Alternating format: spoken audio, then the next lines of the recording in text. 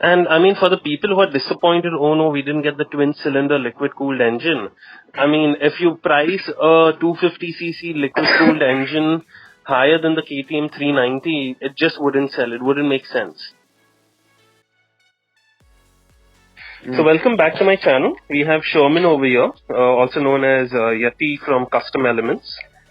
And he owns an ADV himself. So I think he'll be the best person just for our initial views regarding the new V-Strom that has been launched by Suzuki. I mean, see, according to me, Suzuki has just not slapped on visual appearance on the 250, the Gixxer 250. Like the other Japanese sibling. Yes, like the Honda. I was trying to be more discreet, but yeah, everyone knows that. But they've actually made changes. Obviously, to save costs, they have the same engine, they have the same fuel tank, they have the same headlights, but it makes sense. You cannot have an amazing ADV that people can't afford. You need to have a ADV that people can afford, and maybe in future they'll invest in R&D and make a engine specifically for India. So this is exactly what normally brand, even in automobiles, they have, when you call brand has a segment sharing, and the complete chassis and imprint is similar, but they do changes to make it what it's useful for, and not like just slap on aesthetics, but actually turn it and do a couple of required modifications and changes. So this is a right way to do it rather than what happened earlier with Honda. So kudos to these guys. And I mean, for the people who are disappointed, oh no, we didn't get the twin cylinder liquid cooled engine. I mean, if you price a 250cc liquid cooled engine higher than the KTM 390, it just wouldn't sell. It wouldn't make sense. Exactly. So, remember when the Inazuma was there, and I had told, we were like, oh dude, it's such a nice bike, but it was priced much higher, and then nobody bought it. And now people are like, shit, nahi yaar, ab lena chahiye. I'm like, yeah, obviously, because that's what the market says. Everybody just initially looks at it, no, not worth it, and all that. Okay, so basically, we can quote this as Garib Logo ka V-Strom, or maybe a V-Strom that has been specifically designed for a market. However, you may put V-Strom for the masses. V-Strom for the masses. I think this is a much better tagline. So now, what defines a ADV? Let's start with the ground clearance. 205 millimeters, according to me, is decent enough. It comes between... for me, it's quite good. Because you look at any other adventure bikes, even I'm talking even the premium ones. Huh? So you have the GS850, you have the Tigers, the GT, and the 800, you have the XRX. You have the KTMs. They're all within 180 to 200, 210 mm is what in that ground clearance bracket. And unless you go to the complete extreme models, like for example, Ducati has the Enduro, the GS has the GSA, then you have the Tiger Rally Pro. The Rally Pro. Yes. Yeah, those cross the 220 mark when it comes to ground clearance. Okay, but you are still stuck in your 800,000 cc class. I'm comparing it with the 200 to 390 cc class. I did mention the KTMs are still 200 mm. Exactly. And the KTM Adventures are the 200 mm. Even is the GS 205 if I'm not mistaken? Even the GS is 205. It's not more, or 200.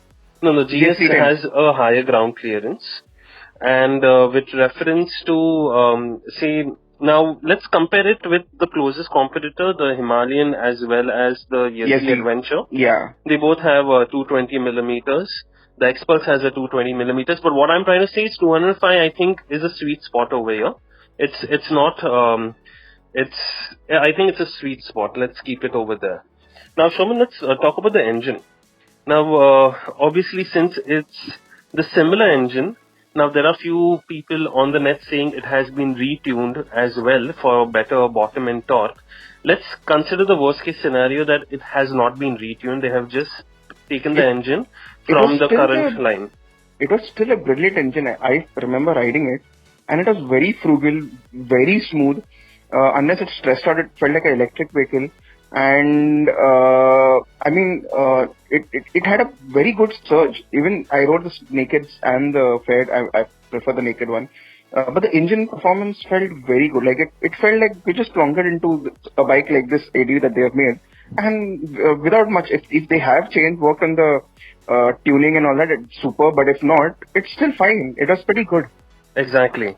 So, I mean, my personal experience, since I like to kind of find out the top speed of these vehicles, I'm talking with the flared version, flat out, a flat road, no incline, fully crouched. It kind of went beyond 150 kilometers.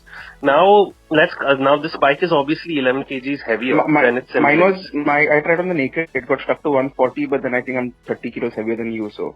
140 in aerodynamics plays a massive role, man. For a And weight. 250cc engine and weight, obviously. 30 kilos is a lot. It's like carrying another dog behind, so. Yes. A dog that can balance himself on the bike, yes. But Yeah, that's speed.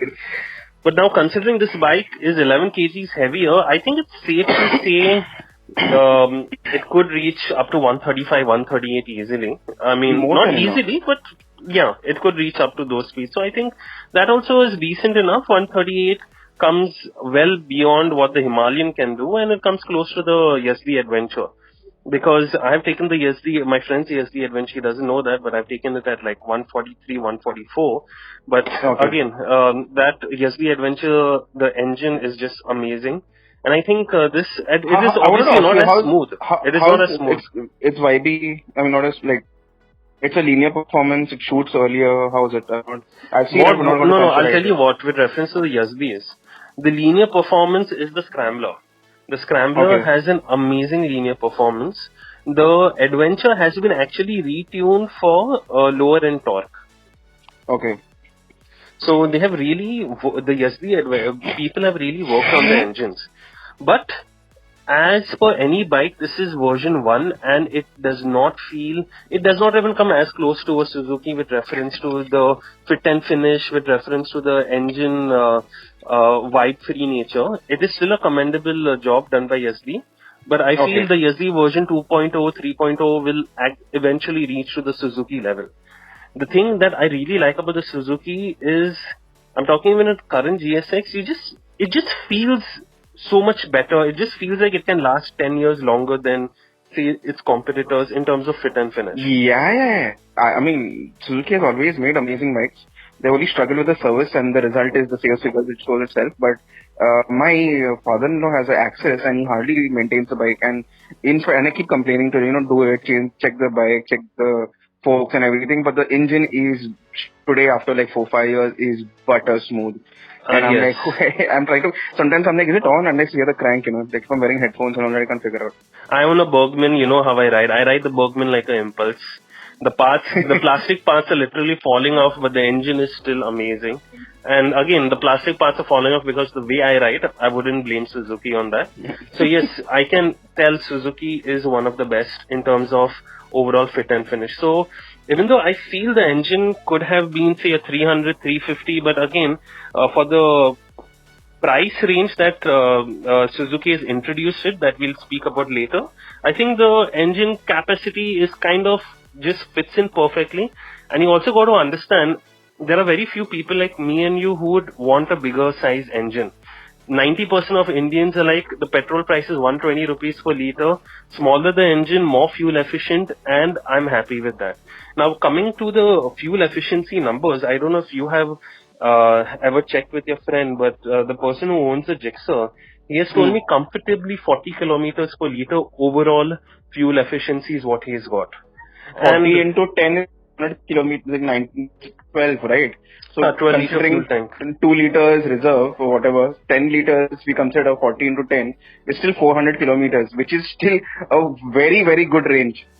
Yes. I mean, even the Himalayan with its 17 liter tank. Himalayan has a 15 liter. But even their range is somewhere around 380 to 450 if I'm not mistaken. Okay, I'll tell you what. There are quite a few things that I may not like in the Himalayan, but one thing you can't take away from the Himalayan is the fuel efficiency figures. I don't know how, but if you ride it not like a maniac, if you ride it like any normal person on the empty highway without twisting the throttle a lot, it can actually come close to 40 kilometers as well. It can exceed 40 kilometers as well. The Yezdi fuel efficiency numbers are slightly less because obviously it's a more performance-oriented machine. Yeah. But the Himalayan has a very lazy tractor, long-stroke engine that tuck. It just goes on. Once it's in its tune, it'll like bloody sip whiskey as petrol. It'll just sip petrol and it'll just go on. So I think Himalayan, you can't take fuel efficiency away from from that lady. I think she gives you really good average. But again, Suzuki being Suzuki, I'm assuming the overall range will almost be the same. And coming to the fuel tank that you just mentioned, 12 liters, they've basically taken the 12-liter fuel tank from the current line, which is understandable. As we mentioned, you need to cut down costs. And Exactly. 12 liters, theek hai. I would have preferred a 18 liter, but theek hai. The change in the rake, the suspension, the 19-inch rims, I think it's fair enough. I mean, so now it's interesting you mentioned about performance. Now this is what I have got from the jigsaws. I'm assuming since it's 11 kgs heavy, it'll be slightly slower. But I had got a 0 to 60, say sub 4 seconds. I had got a 0 to 100, just say sub 10 seconds, which is decent enough, which comes in the Yezdi Adventure category as well.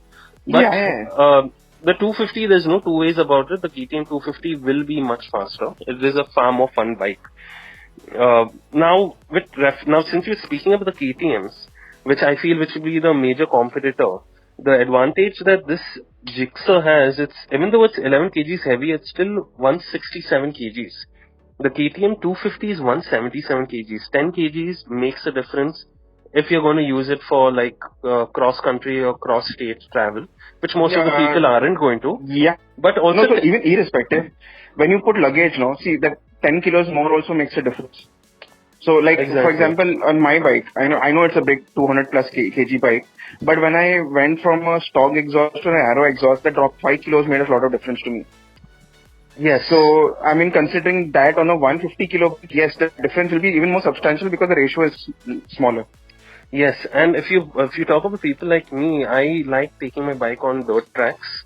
I've been using my Impulse. I've been using my Yamaha as an Impulse because I just feel the decrease in weight really helps you to maneuver the bike, especially when you're going off-roading, when you have to immediately change directions.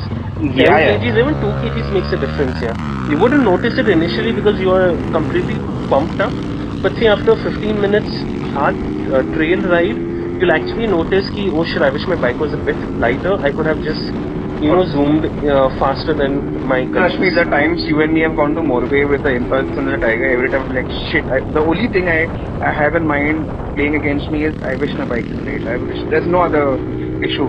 The only thing that plays on my mind is I wish the bike was light. I wish the bike was lighter. It's a very interesting thing over here. Let's consider the weight.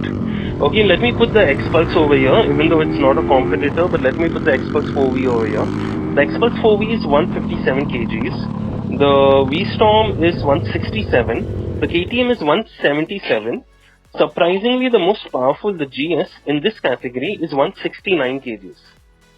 So the GS is actually lighter, more powerful, but again, that's almost a lakh more, so I've just thought of including it in the weight comparison, but now let's keep the GS aside because it really isn't a competitor.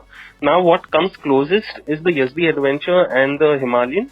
Both of them touch, Yezdi Adventure is 188, 189 kgs and the Himalayan is 199 kgs. So I think there is no comparison, but Himalayan is almost like 10 kilos lesser than my bike, which is oh yes. That's oh shit. That means the new Tiger GT is lighter than the Himalayan, which is quite funny, but okay. But again, you can buy Himalayan for every day of the week at the price of the Tiger GT, but okay. Yeah, okay. So no, but that's what I'm saying. No, for me, some is like when there are brands like the KTM, for example, BMW, or even now even the Suzuki. Okay, at that price, they have managed to give a bike which is light, which has decent amount of power, which is frugal, which is fuel efficient, which is smooth. So, for me, this bike is one of those bikes that ticks almost everything. Exactly. It does tick everything. People may think, hey, Suzuki V-Strom chota hai. I mean, that's what Suzuki has been doing. They've been naming the smaller bikes based on their bigger bikes. But then their bikes aren't bad. Actually, I would say they're quite good. Like, I would pick up a Gixxer 250 naked over a Pulsar at 200 or an Apache. Though I'm a big time TVS fanboy, but after riding those 200cc bikes, For me, the top of the line is the Gixxer 450. Just because the engine performance and handling. It's just fun. One way for me to express a Suzuki Gixxer 250, it's just fun. And unfortunately, I'm pretty sure the people who, because it's not even marketed that well in the Indian market, people don't even bloody take test drives. अरे KTM है ना, चलो KTM लेता हूँ, kind of thing. KTM लेता है. Imagine the pulses are selling. I mean, like, you know, me and my auntie for a certain brand. I mean, those bikes are selling with their shitty. Yeah. I mean, my brother-in-law had a Himalayan delivered to his neighbor a couple weeks back, and the delivered bike was misaligned. Ah, okay. And the showroom refused to accept it, and after a couple of mails, they've taken it and they've got it aligned, and it's fine. I mean, that is what a brand. That shows how low a brand can stoop. Yeah, exactly. It's not even the brand's fault if the brand has 6 months waiting period. It doesn't matter if one or two bikes are good or bad. Log kharidne wale hi hai. That's the problem. So I mean, see, I'll tell you what. Even when you consider the top figures, it is the lowest. Okay, 22.22 Nm of torque is the lowest, and that too at a 7,000 RPM, as compared to, say, a Himalayan, which is 32, the Yezdi is 29.9, the GS is 28 as well. But I think, obviously, you have this term, there's no replacement for displacement, but I think technology and just the overall quality of the bike matters. Now, with reference to technology also, this is not a very high-tech bike either. I mean, if you ask me, the Dominar 250, with reference to technology that Dominar 250 has, is much better than this simple machine. But at times, with reference to adventure, with reference to the overall maintenance for the next 5-10 years, simplicity is what is going to be light on your pocket. And as long as simplicity takes you where you want in a reliable manner, what is the problem? So also nothing that, since you said simplicity and we are talking about, you know, technologically advanced, like the Dominar is, I think it's a liquid cooled engine. It is liquid cooled, it is dual overhead cam. This is a oil cooled engine with a single overhead cam. Still, the oil cooling of what Suzuki has done with this, Suzuki's painted oil cooling system, it's very, very superior to any other oil cooling system in the world today. Absolutely. So, I mean, even in traffic, whatever, you'd not feel what you'd feel on air. And normally all the bikes in that category are air cooled or liquid cooled. Yes. So, yeah, and again, speaking of technology, they have given all the tidbits, like the Bluetooth connectivity, your SMS reading, your WhatsApp messaging. I mean, they still have given the basic necessities that you would require when you're touring. If you're stopping, opening a phone. So, as well as GPS direction, which is like what you call the trip meter on the Himalayan, that's there in the display. Again, what they have done is, it is no TFT screen like the 390, but it is a basic LCD screen that, again, one more thing I'd noticed when I'd ridden the 250 Dominar and the 250 Suzuki, the LCD screens, quite a few LCD screens are very difficult to read during the summers, especially in the afternoon. The LCD screen was pretty crisp to read. So that's another advantage. You can actually read the details that your bike is providing you, which again is a good thing. And the flip side, yes, it is no TFT, but the positive side, the price, again. It's a price-sensitive market. We're coming back to the price every time because it is a price-sensitive market. It is a price-sensitive market. Even 10, 5, 6,000 makes a difference. And I feel that at the price at what they have launched it, I was in shock. Because a week back, I was in another shock compared to see what Triumph launched the 660 at. And that was not a good shock, bad shock. Because a couple of friends want to buy that bike. And yes. I don't know what I'm thinking. And this, I would say, is a good shock. I'm a Triumph fanboy, but I'm going against them, saying that what were they thinking? And so yeah, this Suzuki, brilliant. The pricing, I feel this, if this bike doesn't sell, it's a shame to the Indian consumer. Oh my God, it's as if Suzuki has sponsored you over here. No, because their bikes have always been good. I've decided that there are quite a few good electric machines coming in the market. But yeah, I mean, Suzuki, in short, is something that people should consider, at least go for a test ride. Even if you have decided to go for whatever respective bikes which honestly have their own strong points, At least go Yeah, for a test ride at least and see that. something I always tell people like, "Arey, nahi, ye reviews. This reviewer said this reviewer said that." My simple even in custom elements, one of my first videos, I have mentioned to viewers that please, besides checking out reviews, they tell you what they have to say. Certain things are true, certain things are not, because eventually everything has to be nice, because there's no other way you'll get videos, the vehicles for the videos.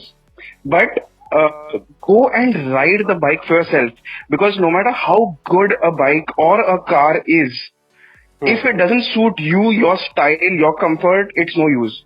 Like the Exactly. R15 is a brilliant vehicle, but I cannot ride R15. I probably ride an MT15. So my family pack comes in the way of the tank and the seat. So yeah, but that's the whole point. So in this case also, you know, they say, oh, the Himalayan is nice or the KTM is nice. Ride it. See whether it ticks your boxes. Like for a person like me, if I didn't have a big bike and I could look at an ADV on a budget range, this ticks all the boxes for me more than the other brands. Yeah, So you're right. yeah, that And is what I especially feel for like a person people should who's do. going to use this on a daily basis from home to office. Trust me, from home to office, especially in Bombay traffic, I'm not sure about your Goa traffic there, but Bombay traffic, hauling a 200 kg bike as opposed to hauling 167 kg bike, it'll be a massive difference. You'll feel Yeah. fresher going back home. So Way. I mean, I remember if you know Mitra, one of our close friends, he used to make fun of me because he's like, dude, you're faster on the N-Talk on the way home because we stay almost in the same place than on the Tiger because we used to come to office and go back together. So yeah, the lighter the vehicle, it's much more easier to move around in the traffic. Exactly. But again, see, on the flip side, the Yezdi Adventure and the Himalayan, torque will play a role when you're going upslope, double seat with luggage. Obviously, that is something you can't take away from them. But then you got to understand, out of your 100%, how often are you going to go uphill? I mean, how often are you going to go to, say, a Ladakh or a Lonavala See, or any of your hill stations? for someone doing a lot of uphill, for someone doing a lot of pillion riding, so like I said, you have to see what you have as a priority. Exactly. So if somebody is looking for a pillion bike, the ADVs make more sense, Himalayan makes more sense because the Himalayan A has more torque and the 250 have more power. So then I would personally say is look at one of those bikes because I know the Adventure 390 250 is taller, but with the pillion and all, the seating does go down a bit. So, you know, with the weight and all. So, in that way, you have to, like I said, you have to see what is your priority. If you're a single rider, you just want to put some soft luggage and a small top box and ride and tour across India, this is one of the best bikes you could have. Yes, if you're having a pillion and if speed is not your criteria, power is not your criteria, then again you can look at this bike. But if you want something a little more performance oriented and you have a pillion, then yes, you cannot go in for this vehicle. So, like I said, it is based on each individual and what their preference is, and a person should be smart enough to realize what they are looking for. Exactly. Yeah, that's there. I mean, if you ask me personally, I mean, I may sound crazy, but if somehow I can fit the rally kit on the V-Strom with the 21-inch and the 18-inch rear, I mean, that will be like heaven for me. Because I actually know a guy who's put a rally kit on the 250 Duke. And it's like a absolute maniac off-roading. Anyway, so I think, Shomil, let's conclude this. I mean, till the test drives come in. I think it's a both really go good and bike. ride it and then see what the bike is. I mean, I'm actually eagerly waiting to ride two bikes. One based on your recommendation, I want to try the Scrambler, Yezdi Scrambler, and now I want to try the V-Strom too. I'm told one of my friends to look at a V-Strom because the guy is tall. He's like 6. So I wouldn't recommend the Scrambler. I found the suspension not soft enough for a Scrambler. I prefer the Adventure any day. If you ask my personal opinion, I prefer the Adventure any day. It's a proper touring. I think the Yezdi Adventure kind of comes in the touring aspect because it is no X-Pulse when you take it off-roading. I took it briefly off-roading. It's just too heavy. Because I'm so used to taking the X-Pulse, Impulse and my Yamaha off-roading that I have that expectation. I think that expectation, the only bike that comes close to that expectation will be the V-Strom. You have I'm assuming it'll be as slightly, not as good, but slightly the bike that'll come closest to the experts with reference to off-roading, because as I mentioned, just a 10 kg difference, but a much more powerful engine, a much more forgiving engine, and obviously you have the advantage of the 6th gear whenever you want to go on the highway. So that's how I'm visualizing how the GSX would be in my head. But again, let's take a test ride and then we'll figure it out. Let's see. Let's see if Suzuki lives up to my expectations as always. Perfect. Okay, Sherman. Okay. Yeah. Till the next nice catching video. up. Till the Nice next catching time. up with Let's you. catch up soon. Yeah, dude. Sure. As always, Okay. as always. Take care. Ciao. Take care.